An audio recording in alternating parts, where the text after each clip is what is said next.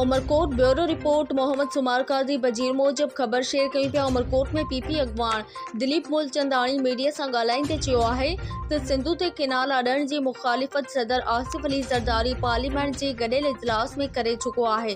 PP पारां canal ऐं ज़मीननि जे issue ते सॼी सिंध में एहतजाज हलंदड़ आहे। मशल बिरादर रैलियूं भी कढियूं वयूं। सिंध जूं ज़मीनूं कंहिंखे बि न ॾींदासीं।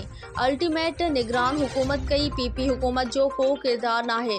उमरकोट में अखिलती बिरादरी 54% आहे। इहा लाल माली के न पर पीपी के सपोर्ट करे थी। इल्ज़ाम हणंदड़ ऐं किरदार कशी कंदड़ लाल माली नवाब यूसुफ सां 2003 में मुलाकात कई ऐं उन ॾींहुं खां लाल जे सियासी समाजी ऐं माशी तरक़ी शुरू थी। लाल माली जिन रस्तनि ते हले पियो इहे कारपोरेट रोड पीपी जो तोहफ़ो आहिनि। उमरकोट मां चूंडियल सूबाई वज़ीर सरदार शाह ऐं पीपी सिंध में 60,000 नौकरियूं ॾिनियूं। नवाब यूसुफ टालपुर सिंध जे पाणी NFC ऐं ज़राअत जो दफ़ा कयो। लाल माली 2 भेरा MNA रहियो पर कुछ भी करे न सघियो। लाल माली पंहिंजी बिरादरी खां सवाइ कंहिंखे पटेवाले जी नौकरी भी ॾेई न सघियो। अखिलतनि जो तोहफ़ो हमेशह पीपी कयो आहे। मुखालिफ़नि जे दौर में अवाम शाम 5 वॻे खां बाद घर मां ॿाहिरि भी निकिरी न सघंदो हो। 17 अप्रैल ते ख़बर पवंदी त अवाम कंहिंसां गॾु आहे। पीपी उम्मीदवार मैडम सबा टालपुर वॾी लीड सां कामयाब थींदी। पीपी अगवान दिलीप मूलचंदानी जी मूलचंदानी हाउस ते press conference.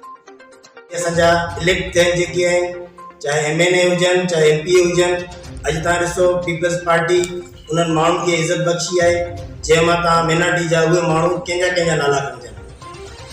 Candidate ticket holder जे हवाले खां छो वञे महेश मलाणी थरपरकर मां उनखे NA जो टिकट ॾिनो वञे थो, हू हर दफ़ा कटे थो ऐं सुठी पोजीशन में उनजी तमामु सुठी रेपुटेशन आहे।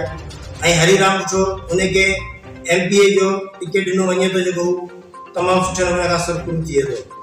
जंहिंमां असां हिकिड़े उमरकोट ऐं थरपरकर मञा एतिरा उम्मीदवार मेजॉरिटी वारा कोन आहिनि जेतिरा असां आहियूं। जंहिंमां सेनेटर कुंजूमल साहब ॾिसो, राणा हमीद सिंह साहब ॾिसो ऐं वीर जी कोहली साहब ॾिसो, पंहिंजो सेनेटर कृष्णा कोहली, ज्ञानचंद साहब ॾिसो, खोड़ सारा असांजा दोस्त आहिनि जंहिंखे पीपल्स पार्टी इज़त ॾिनी आहे ऐं उहे माण्हू अॼु असांजे मुफ़ाद में आहिनि ऐं उहे माण्हू असांजे मुफ़ाद ख़ातिर पंहिंजो आवाज़ बुलंद कंदा आहिनि।